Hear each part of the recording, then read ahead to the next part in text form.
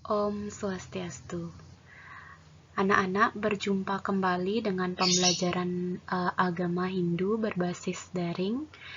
Untuk pembelajaran hari ini, Ibu akan menjelaskan yaitu materi tentang bab yang kedua mengenai keluarga Sukinah.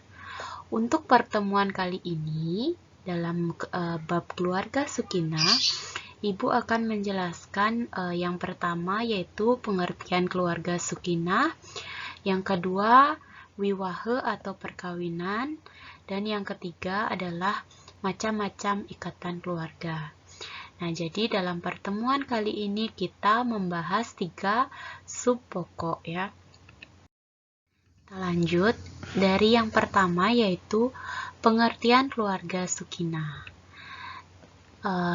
Anak-anak, dalam keseharian kalian ya, pasti kalian sudah mengetahui ya apa itu keluarga ya.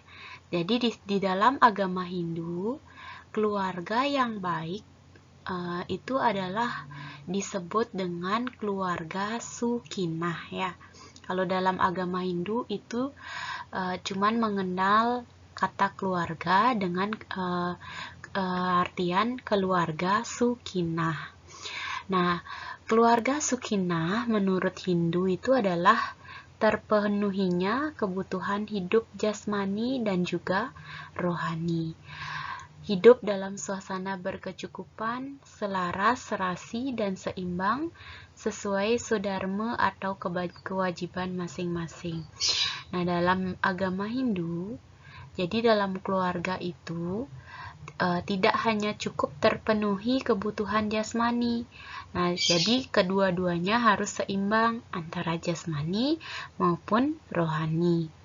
Baik itu dari segi makanan, sandang, pangan, papan, kemudian dari segi rohaninya, dari segi mentalnya itu harus baik ya, harus terpenuhi.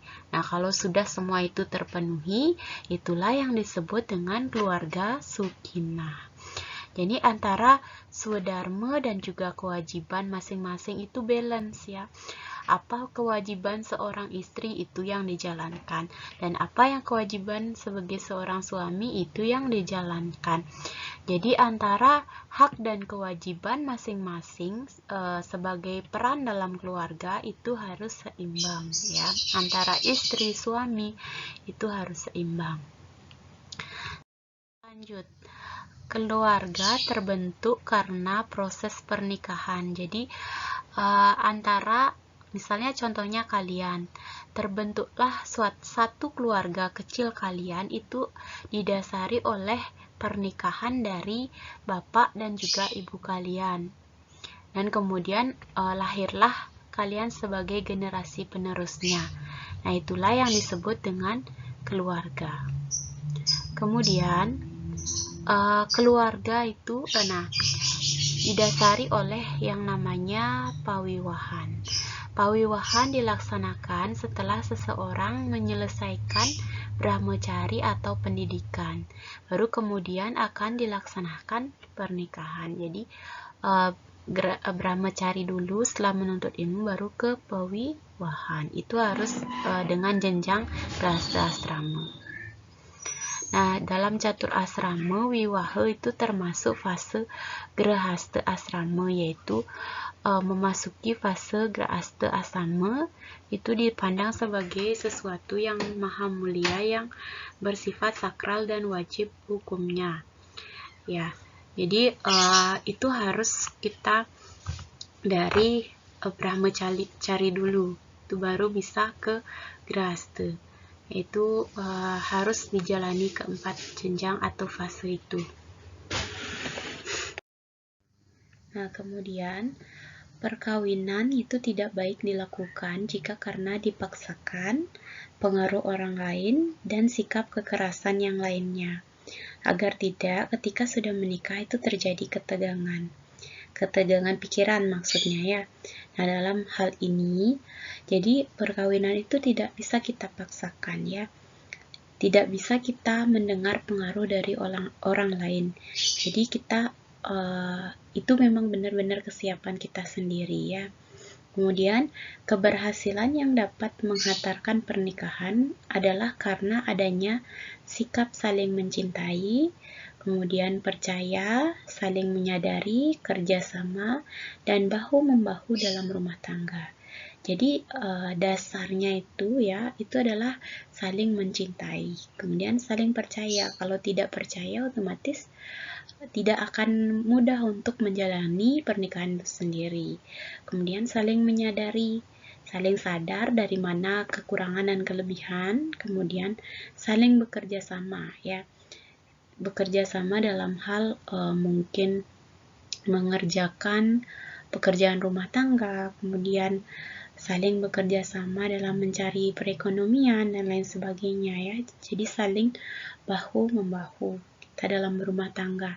Jadi tidak sendiri-sendiri, tetapi semua yang dilakukan itu adalah bersama-sama ya.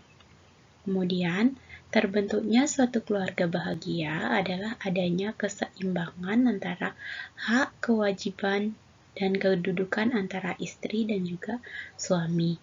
Jangan mentang-mentang misalnya jadi suami, kemudian haknya kedudukannya lebih tinggi daripada istri. Jadi di dalam agama Hindu tidak seperti itu ya. Antara istri dan suami itu kedudukannya sama ya. Tidak boleh nanti istri yang dijadikan seperti pembantu atau kacung dan lain sebagainya ya. Jadi di sini intinya itu harus saling memahami. Kemudian, adapun kewajiban yang harus dilaksanakan oleh grahasta atau pada saat berumah tangga itu sendiri, yaitu 1. Membina rumah tangga, 2. Melanjutkan keturunan untuk nantinya mendapatkan generasi penerus. Kemudian ketiga itu hidup bermasyarakat. Yang namanya sudah grahasta, sudah melakukan pernikahan, itu berarti sudah siap untuk terjun adat beristiadat, bermasyarakat, dan lain sebagainya. Kemudian yang keempat adalah melaksanakan pancayatnya. Jadi segala tanggung jawab pancayatnya itu adalah kewajiban dari seorang istri dan juga seorang suami.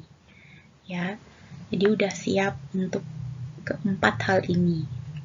Kemudian inti keluarga Hindu yang sempurna itu adalah, nah di sini kalau dari segi agama Hindu ya, dilihat dari segi agama Hindu, keluarga yang sempurna itu adalah 1.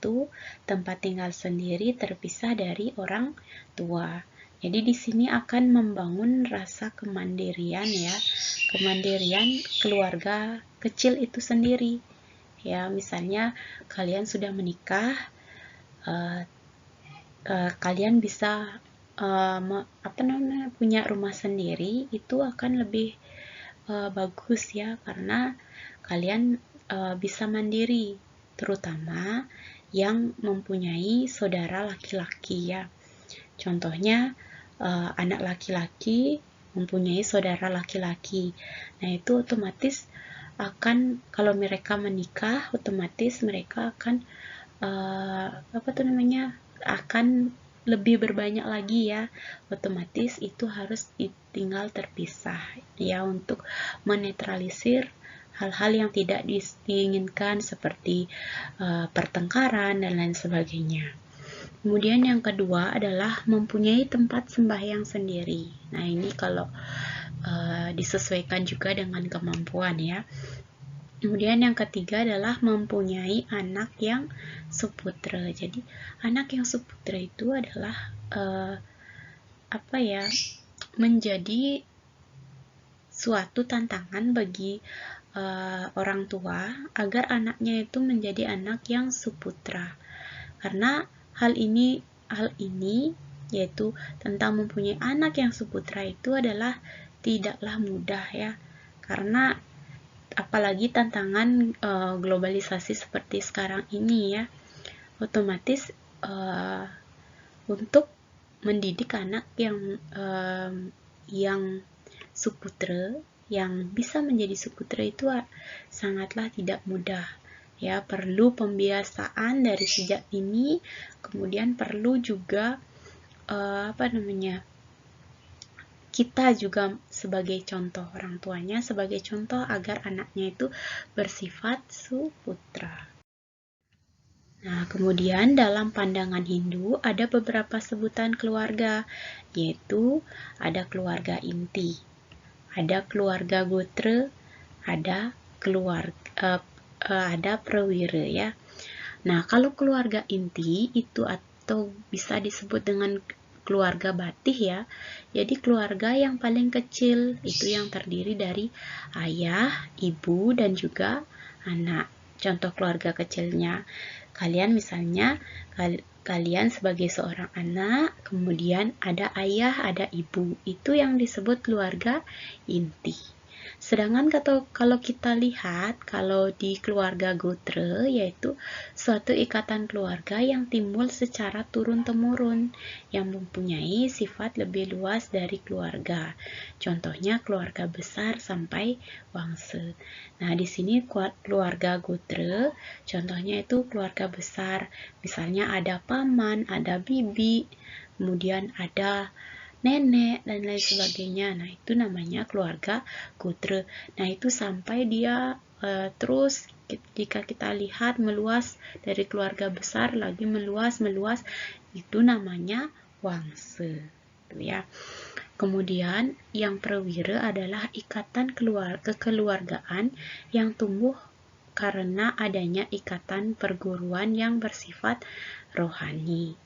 Itu ya, mungkin kalian berguru secara rohani di suatu tempat ya, sedangkan ada beberapa orang yang juga berguru ke sana, itu yang disebut dengan kekeluargaan, itu prawira ya. Ya, untuk pembelajaran hari ini ya, tentang 3 sub pokok, yaitu pengertian keluarga Sukinah, wiwaha atau perkawinan, kemudian jenis-jenis keluarga. Nah, untuk materi selanjutnya itu Ibu akan sampaikan pada pertemuan selanjutnya.